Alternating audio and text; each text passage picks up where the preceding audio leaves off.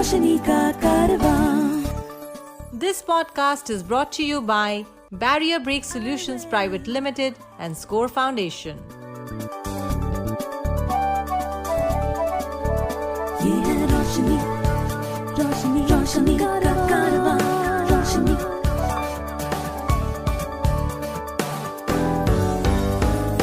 Eyeway, ये है रोशनी का कारवां। Hi, my name is George Abraham and welcome to this edition of Eyeway Conversations. My guest today is Poonam Vaidya from Bangalore and she is a lover of words. Hi, Poonam, and welcome. Hey, George. Thanks for having me on your podcast. So tell me a little bit about your childhood and your growing up days. I've had a really great childhood. I was born in Maharashtra, but I was brought up completely in Bangalore. When I was a kid, I had a really big house, and I had a dog, and we had fish, and we had lots of pets. I can remember every kind of pet. I used to have birds, I used to have turtles, I used to have fish, I used to have even a squirrel, kittens, dogs, everything. And so it was a very happy childhood filled with when I see the kids today, it's like completely different. I used to swing from trees like George of the Jungle. We used to always play with our friends outside. And it was a very happy, lively, adventurous childhood.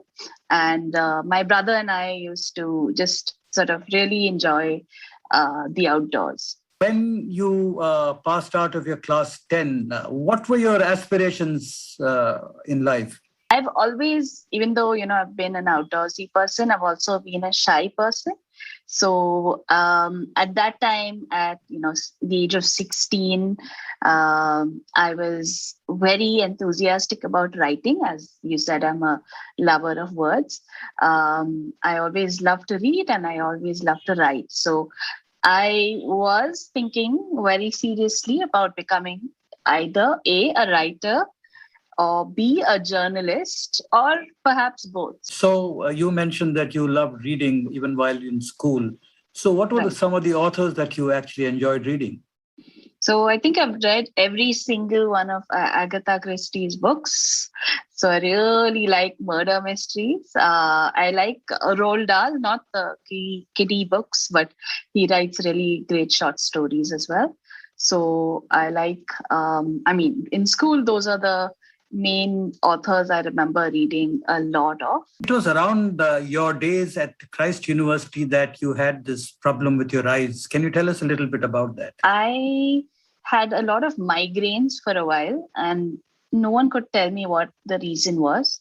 Towards the end of my BA, I'd actually just finished my exams and I went to a hospital to get my eyes checked out because it was really like a lot of migraines, a lot of throwing up, and was wondering what was going on.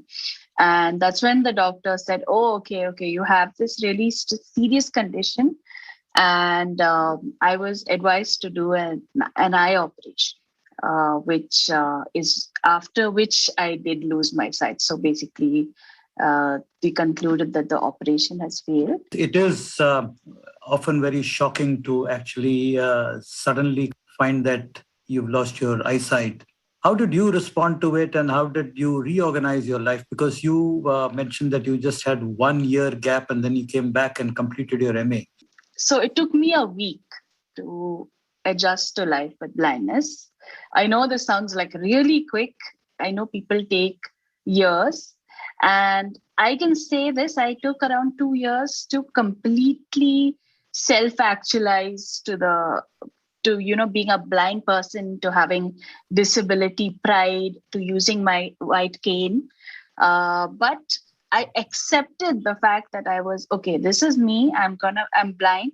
What can I do? What are the next steps to be taken? That took me about a week.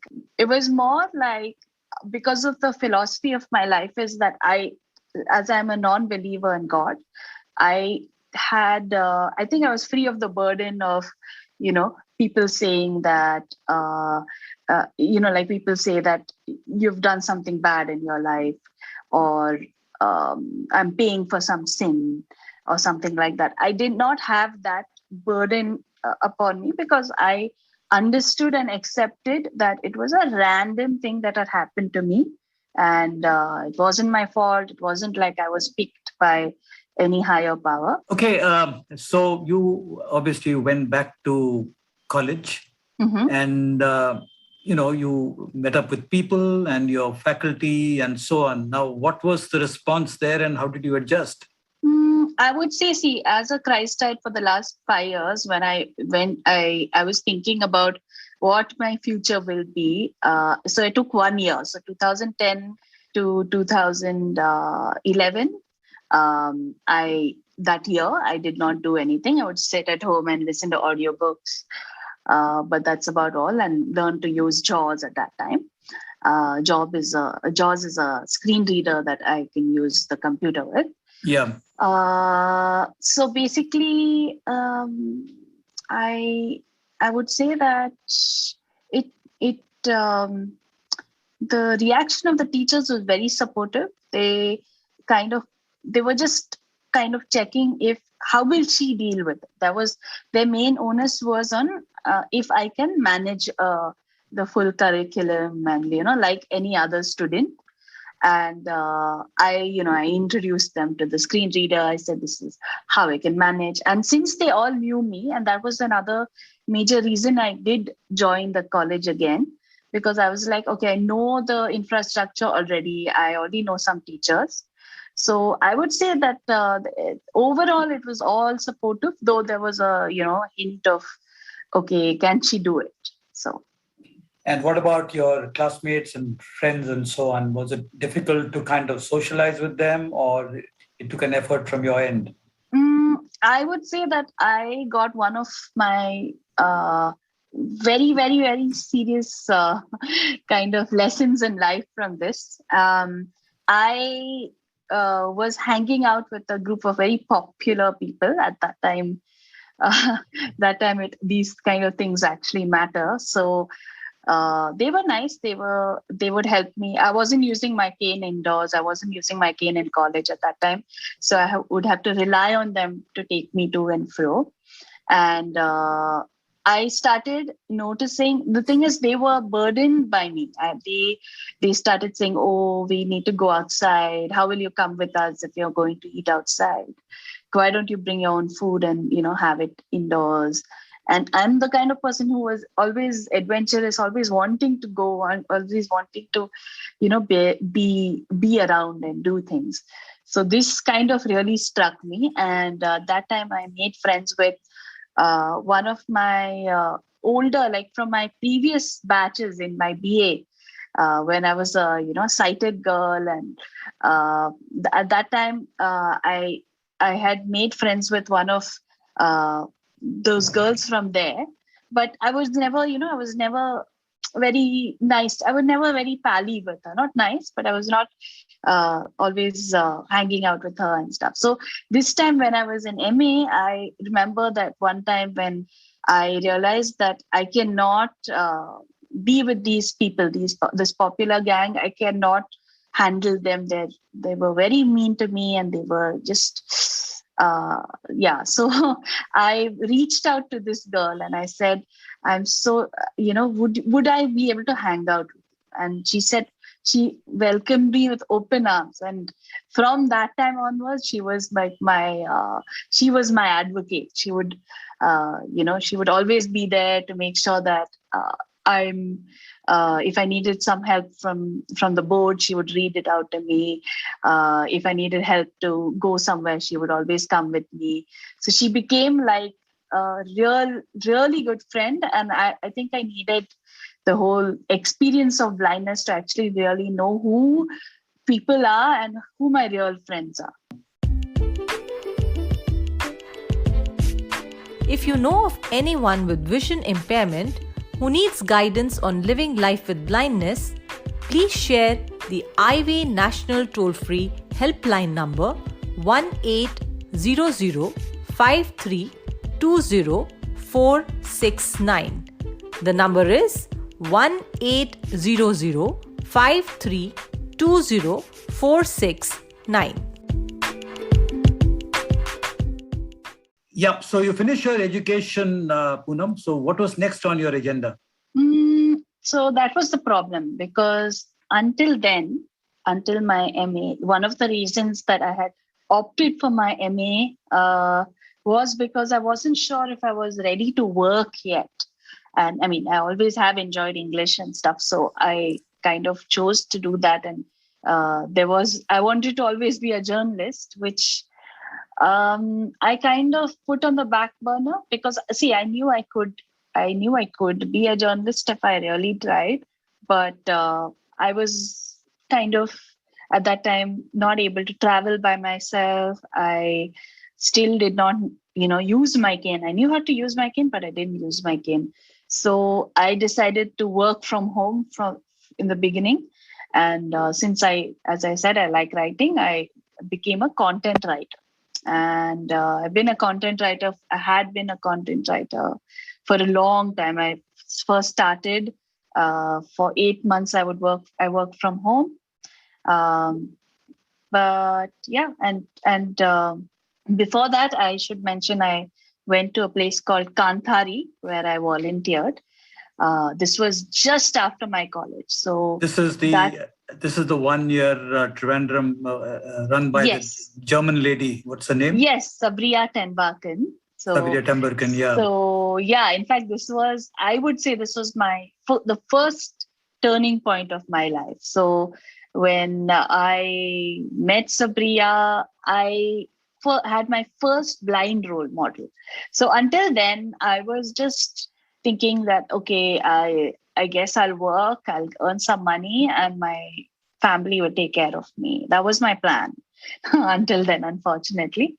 But when I met Sabria, I learned the things that she did. I saw that she was traveling by herself and, using the cane, which is the main thing I learned from her, how to use the cane and how to use it proudly, which is more important. I mean, using the cane I already learned.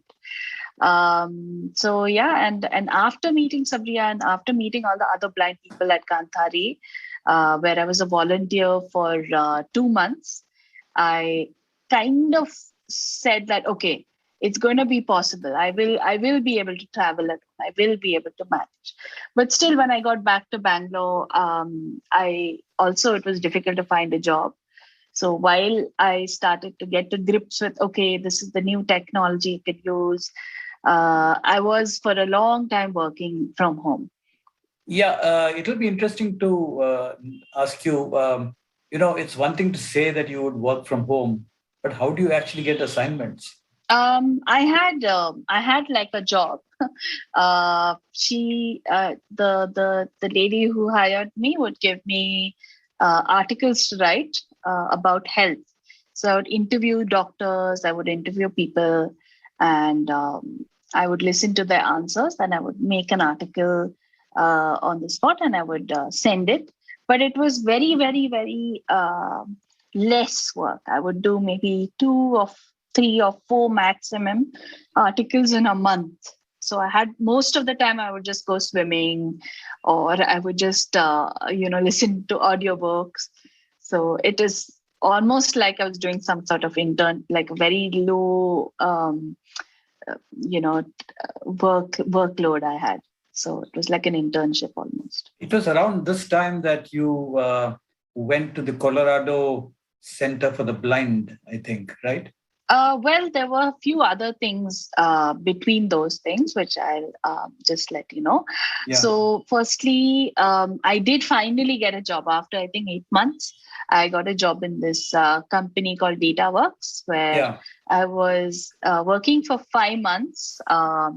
And then that part of the company that I was working for, they decided to close that part. So I had to then find another job. And then I worked for Samarthanam for a bit, again, 5 months.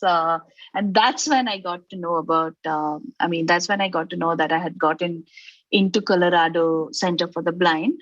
I had actually applied for this center back in my Kantari days when my roommate who was from Colorado told me about the center. So I had been it was a long wait, which finally was answered, and I got in on a scholarship.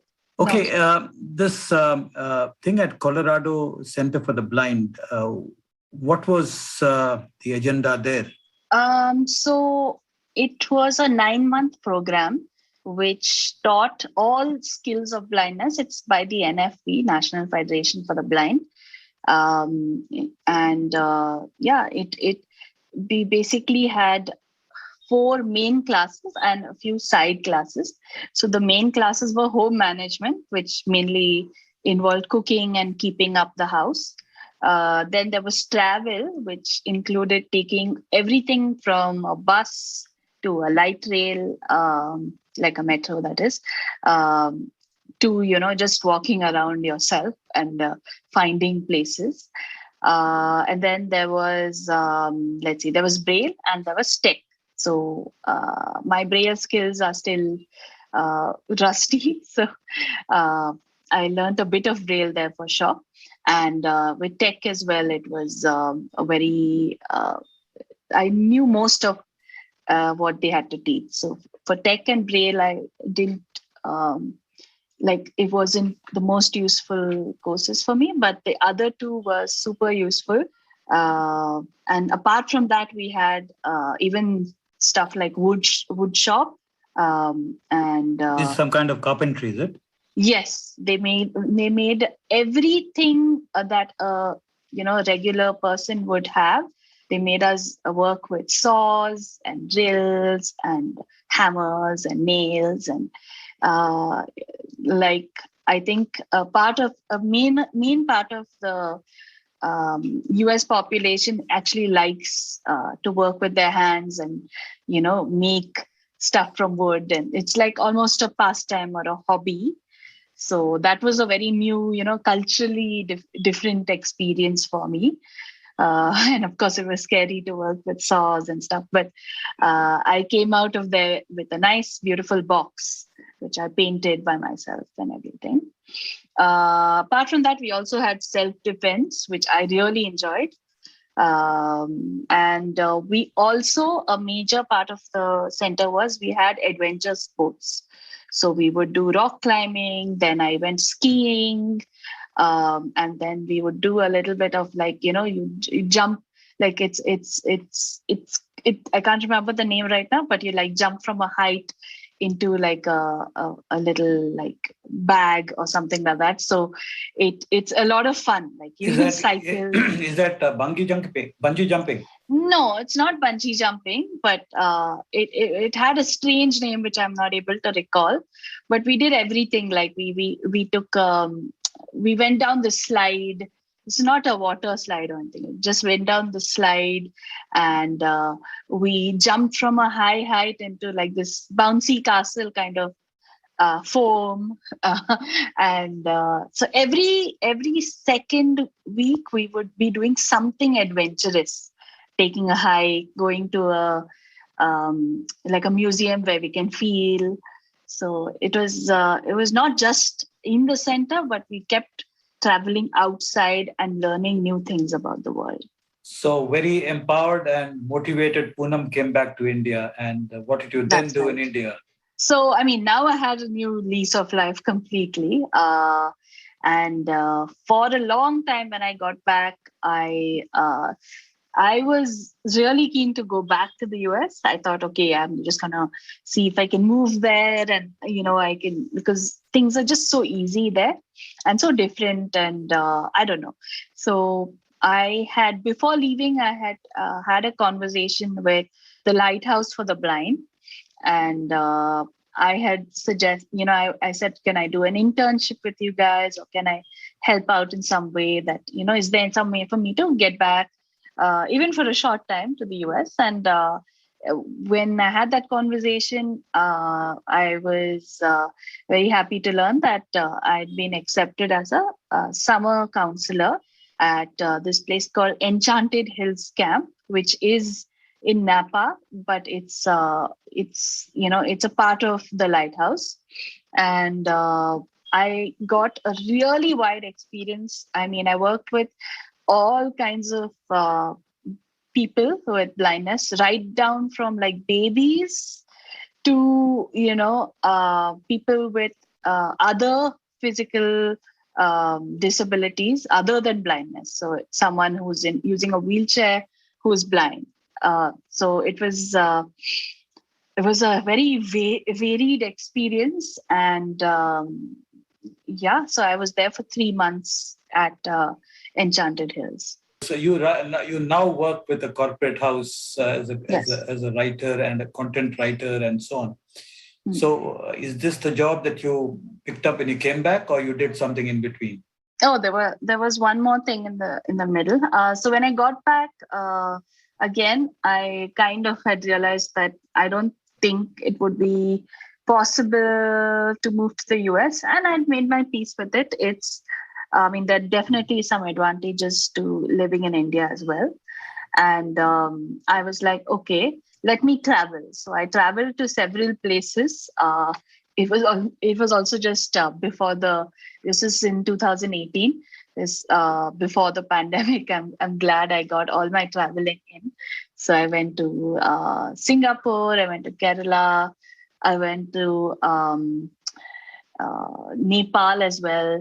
And Nepal I went alone. Singapore, it was a partial family, partial single trip. So my family came with me, and then they left. And then I was in Singapore for 2 or 3 days, staying with some friends, but traveling around alone. And then I went to Kerala at this time. I went for for an Ayurvedic treatment. So I traveled there as well.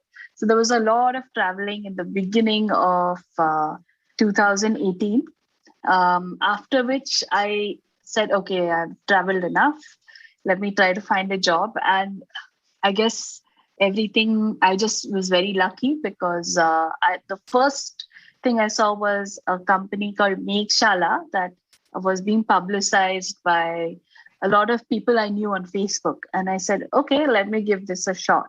So, I mean, for me, I'm usually the kind of person who goes for many job interviews and then weighs all the pros and cons and then thinks about it and then finally makes a decision. But for me, Meghshala, I walked in, I spoke to the people, I spoke to my boss, I spoke to my HR, and they asked me, are you in? And I said, yes. So that was a company I worked for until now. I think it's the longest company I worked for, 2.5 years. After which I got this opportunity in this corporate company that I'm working in right now. To support our work with the blind and visually impaired, you can visit the donate page on our website www.scorefoundation.org.in. Please note www.scorefoundation.org.in. Yeah, so you are a fiercely independent person, and for a woman to live independently in a city like Bangalore, what are the necessarily requisite skills and qualities that you need? So I manage all my chores, everything. The great part was that my family themselves, they're in and out, they travel a lot. So oftentimes I have to manage all the chores myself. And which was great because at Colorado Center, that's exactly what they told us to do. We had an apartment which we shared with one other person, and we'd have regular inspections from the staff at Colorado Center, who would look at everything from how clean the kitchen counters are to the fridge to the bathrooms to the bedrooms. So we knew how to vacuum. We were taught how to clean. And up till now, we don't have a maid, and I manage all the cleaning, my share of the cleaning by myself.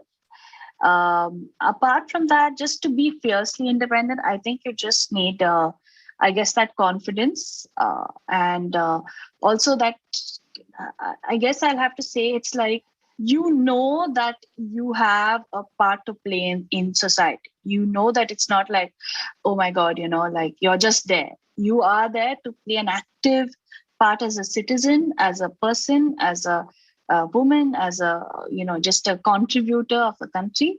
So I think that for me I seriously have that belief. I can, even if when everyone else says you can't do it, I don't even listen to them. I just go ahead and do it. So that kind of belief can really help you.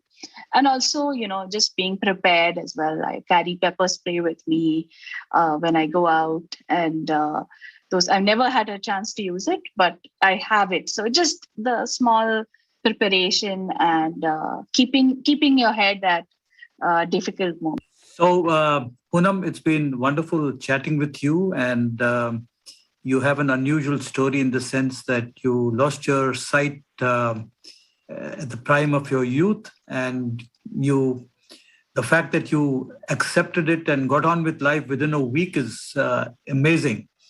And the way you've actually got yourself equipped to deal with life going forward, and you now are well on your way with this job with the corporate entity.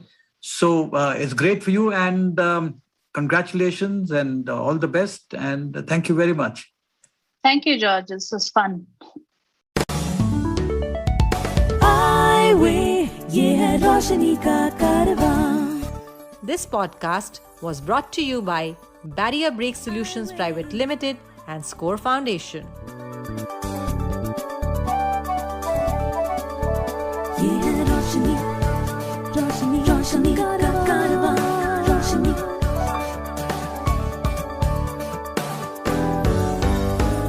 Eyeway, ये है रोशनी का कारवां.